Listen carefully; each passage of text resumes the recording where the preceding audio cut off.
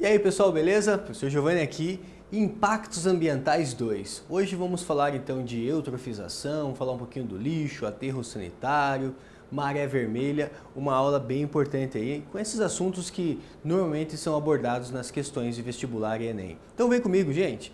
Dando uma olhada então, começando aqui pela eutrofização.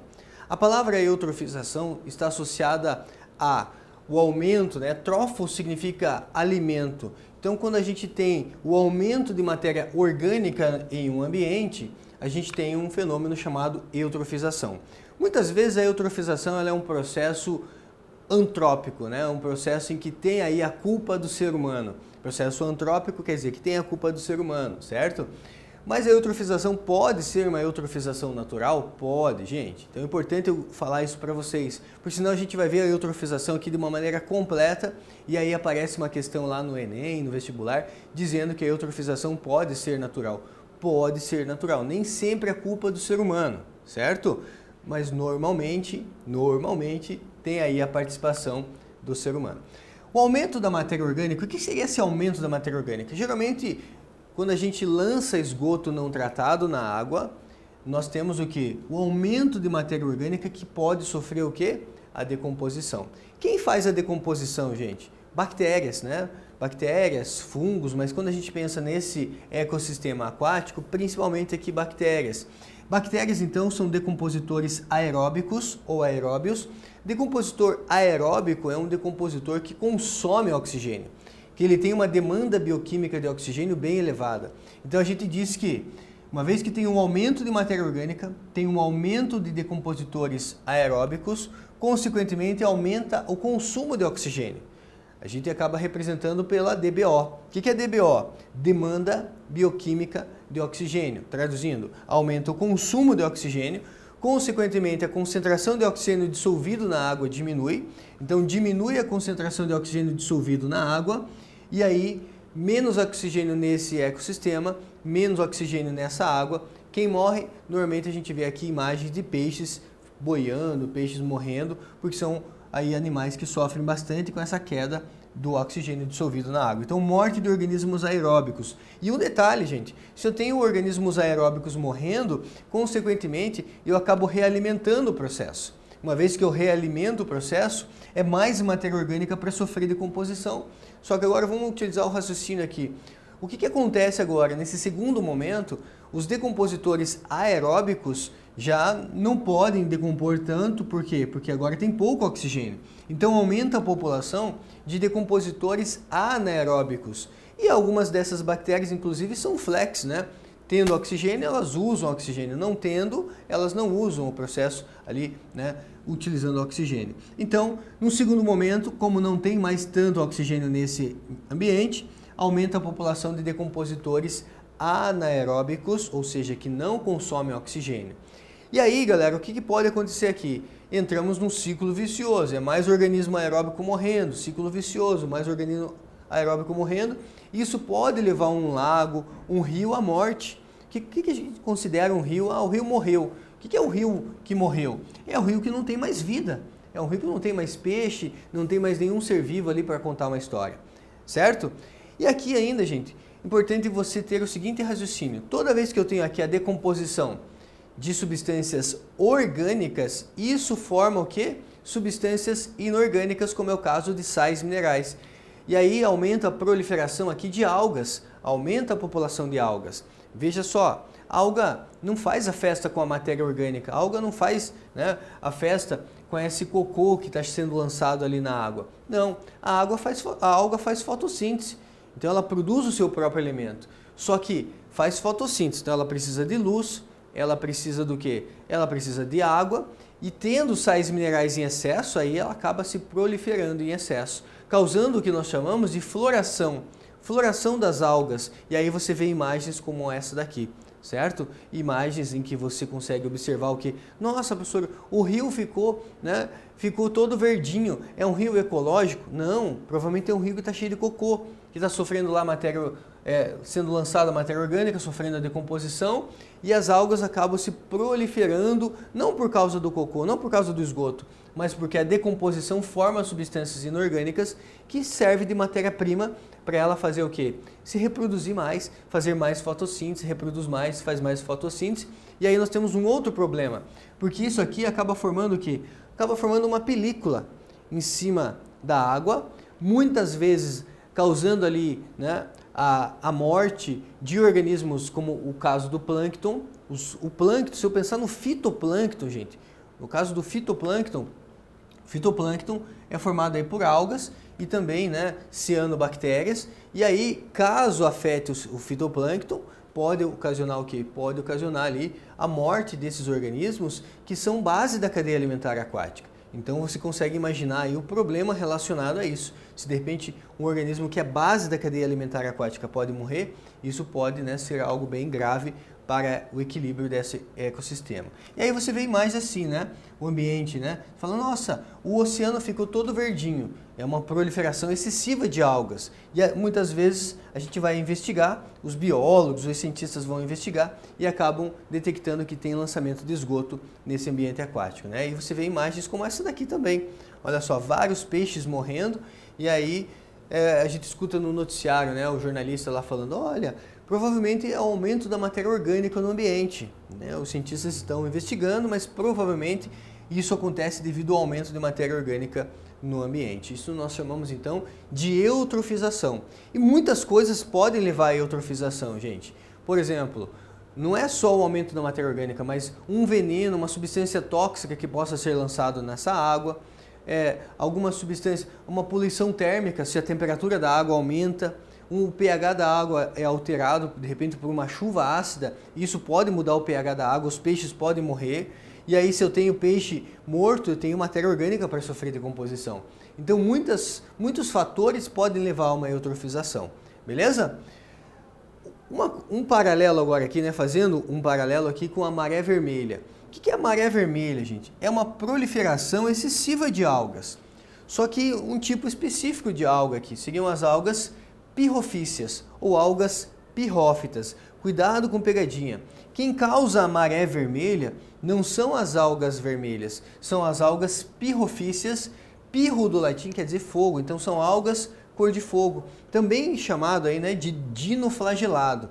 E no caso da maré vermelha, o que acontece aqui, gente, é uma reprodução excessiva dessas algas, e essas algas elas acabam produzindo substâncias tóxicas que acabam matando os peixes, que acabam matando alguns organismos aquáticos. E quando você tem uma espécie que ela produz uma substância que inibe o crescimento de outra espécie, nós temos uma relação ecológica chamada de amensalismo ou antibiose. Beleza? Então tá aí a maré vermelha, um fenômeno causado por algas pirrófitas, pirrofíceas ou dinoflagelados, certo? Pode ser, professor, devido a uma eutrofização? Pode. O aumento de matéria orgânica vai aumentar a decomposição aumenta a quantidade de sais minerais e aí tem uma proliferação excessiva dessas algas. Show de bola? Vamos adiante então. Um outro impacto ambiental que afeta o ambiente aquático é a maré negra, ou também chamado de derramamento de petróleo. O que acontece no derramamento de petróleo, galera, que eventualmente plataformas petrolíferas, elas podem ter ali algum vazamento de óleo, e esse óleo, como ele é mais leve, como ele é menos denso, ele acaba vindo para a superfície, e ele acaba formando uma película, né, de óleo em cima do ambiente aquático. E de novo, nós temos nessa parte superficial o plâncton, o fitoplâncton, que é base da cadeia alimentar. Então isso pode causar um desequilíbrio muito grave nesse ecossistema. E muitas vezes a gente vê imagens assim, ó, como essa aqui de uma ave que está, né, ali morrendo de frio, está ali provavelmente tendo uma chance muito grande, né, de acabar morrendo por conta que ela não consegue mais controlar a sua temperatura. Você deve saber que aves e mamíferos são animais que controlam, são animais endotérmicos ou homeotérmicos, são animais que controlam a sua temperatura. E as aves, né, no caso, vamos pensar aqui nas gaivotas, que mergulham para fazer, né, buscar ali o seu alimento. Uma gaivota, quando ela mergulha, gente, ela sai sequinha. Como que ela sai sequinha, professor, se ela acabou de mergulhar na água? As aves têm uma glândula chamada glândula urupigiana, que fica, né, próximo ali da cloaca dessa ave, né, vamos falar assim do ânus da ave, né, glândula urupigiana que produz ali um óleo. Então ela coloca o bico ali na glândula urupigiana e vai passando esse óleo nas penas. Então essas penas ficam com óleo e quando uma gaivota mergulha, ela pega o peixe e ela consegue sair sequinha, porque ela está com óleo, o óleo não mistura com a água. Agora, quando tem óleo na lâmina d'água, na superfície da água, quando tem óleo e essas gaivotas acabam mergulhando, ela acaba ficando encharcada, porque daí óleo com óleo, igual dissolve igual, a regra da química, né? Semelhante dissolve semelhante, ela acaba ficando encharcada. E aí ela não consegue mais controlar corretamente a temperatura, podendo aí morrer de frio e muitas vezes até de fome, porque ela não consegue mais voar. Se ela não consegue mais voar, ela acaba, né, morrendo ou de frio ou de fome. Um dos dois, né, acaba aí matando essas aves. Na sequência, a gente pode fazer aqui um passo a passo das consequências de uma maré negra. O contato direto com o óleo pode matar peixes, aves e mamíferos marinhos, porque acaba afetando ali, né, quando você pensa em peixes, a questão das brânquias, né, as trocas gasosas ali nas brânquias, e aí esses peixes podem morrer. A camada de óleo sobre a água forma uma lâmina ali, né, mata o plâncton, mata o peixe, causa um desequilíbrio ali absurdo, né, porque se mata o plâncton, nós temos o fitoplâncton, que é a base da cadeia alimentar aquática.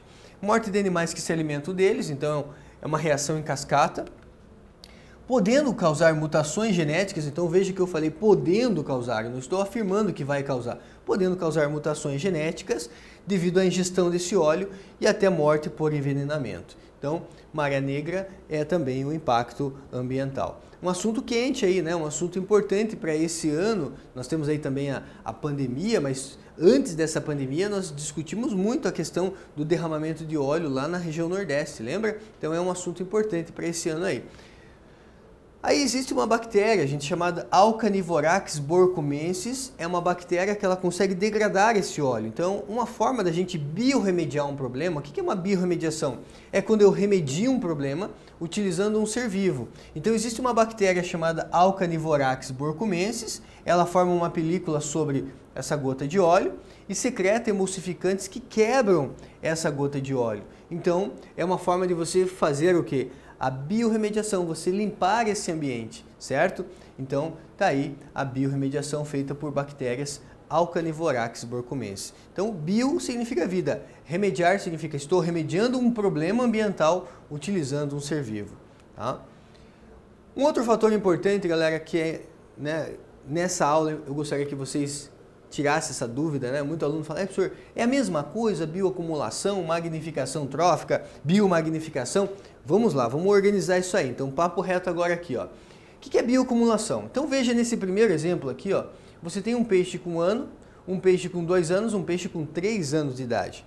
É o mesmo peixe, só que ele está ficando mais velho. Quanto mais velho ele fica, mais ele pode acumular o que, gente? Metais pesados no organismo. Quanto mais velho ele fica, maior a probabilidade que ele vai acumular o que? Metais pesados, substâncias tóxicas como mercúrio, chumbo, até mesmo o DDT. O que é o DDT? É um pesticida e esse pesticida também não é metabolizado pelo nosso organismo, então ele pode acumular. Quando eu penso na idade desse organismo, eu falo em bioacumulação. Agora, se eu pensar na cadeia alimentar, daí já não é simplesmente uma bioacumulação, daí é uma biomagnificação ou magnificação trófica. A magnificação trófica é quando você pensa no acúmulo de substâncias tóxicas ao longo de uma cadeia alimentar. E aí eu pergunto para vocês, nessa cadeia alimentar aqui, quem está mais contaminado?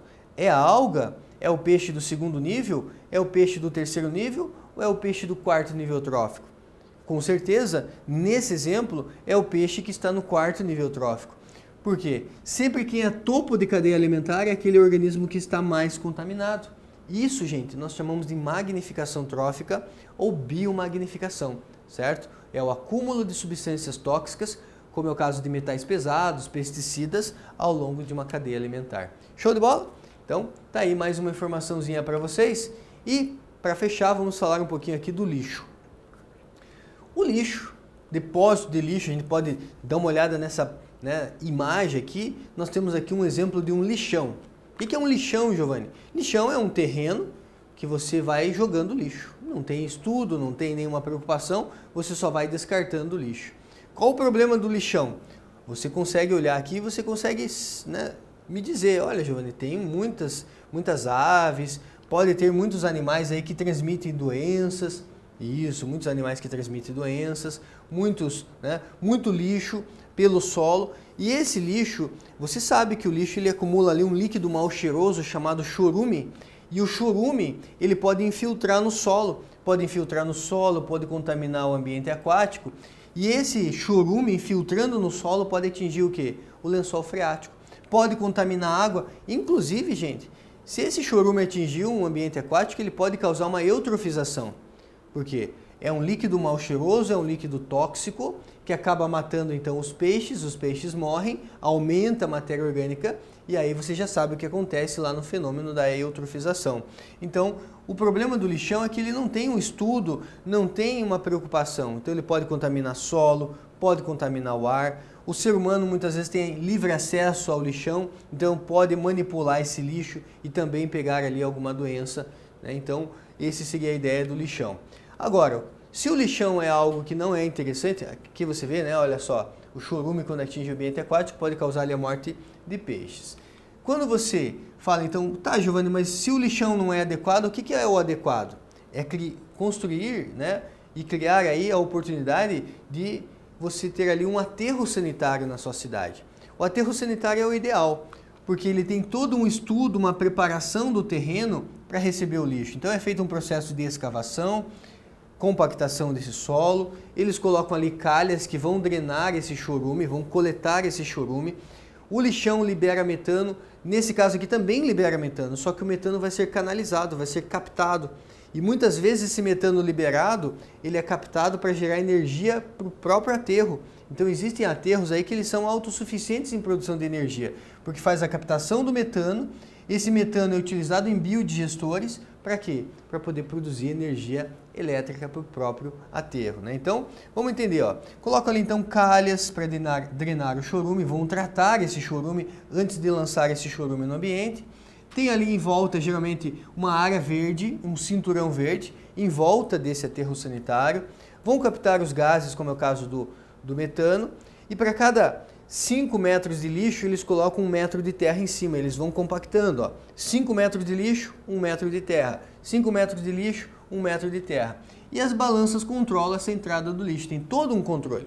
Então, o aterro sanitário seria o ideal aí, né, do destino do lixo nas cidades. E é lógico, gente, que vai chegar um momento que não tem mais, né, atingiu ali a captação que esse aterro ele conseguia fazer. Então vai chegar um momento que não tem mais como captar lixo. Então vai ter que montar um novo aterro sanitário. E aí o que faz, Giovanni? Aí essa região, gente, normalmente às vezes vira um parque ecológico, normalmente às vezes vai trazer algum benefício para aquela população que conviveu com esse aterro sanitário. Geralmente quando surge a construção de um aterro sanitário, todo um estudo, ele já nasce com um prazo de validade. Os cientistas já fazem cálculos ali, né? Os especialistas, cientistas não, né? Mas especialistas já fazem cálculo para saber exatamente o tempo de vida desse aterro sanitário. Ah, vai durar 5 anos. Então, vamos construir um aterro sanitário lá no seu bairro que vai durar 5 anos. Mas eu peço um pouco de paciência, porque se você conviver com um aterro sanitário durante 5 anos aí no seu bairro, no final de 5 anos, vamos fazer um parque ecológico e isso vai trazer benefícios para o seu bairro. Então, muitas vezes, vem essa negociação aí das autoridades em relação à população para poder construir um aterro no bairro, certo? Então, tá aí, isso nós chamamos de aterro sanitário, deveria ser o ideal para a destinação do lixo aí nas cidades. Vamos dar uma olhada nos exercícios? Considere as seguintes ocorrências poluidoras. Item 1. Fenômeno provocado por poluentes atmosféricos emitidos pela queima de carvão mineral e diesel, como o dióxido de enxofre que poderia originar o ácido sulfúrico. Lembra que eu pedi para vocês anotarem SOX, NOX, está associado à chuva ácida que pode formar ácido sulfúrico. Então eu associo o número 1 com a chuva ácida, já fico entre A e B. Fenômeno que pode causar mudanças climáticas globais e elevação do nível dos mares. Então, fenômeno que pode causar mudanças climáticas, está falando do efeito estufa. O agravamento do efeito estufa pode levar ao aquecimento global. Então, ficamos aí com a letra A por enquanto, a chuva ácida, efeito estufa. Item 3. No inverno, é frequente ocorrer retenção de poluentes atmosféricos próximo ao solo. Isso é inversão térmica, né, gente? Então, inversão térmica está batendo ali, letra A. Item 4. Leva à proliferação de bactérias aeróbicas que consomem gás oxigênio da água, causando morte de peixes e outros organismos aquáticos. Então, ele está falando da eutrofização, letra A, alternativa correta para esse exercício. Legal, gente, finalizamos assim então essa parte de impactos ambientais 2. Até o nosso próximo encontro. Até mais. Tchau, tchau.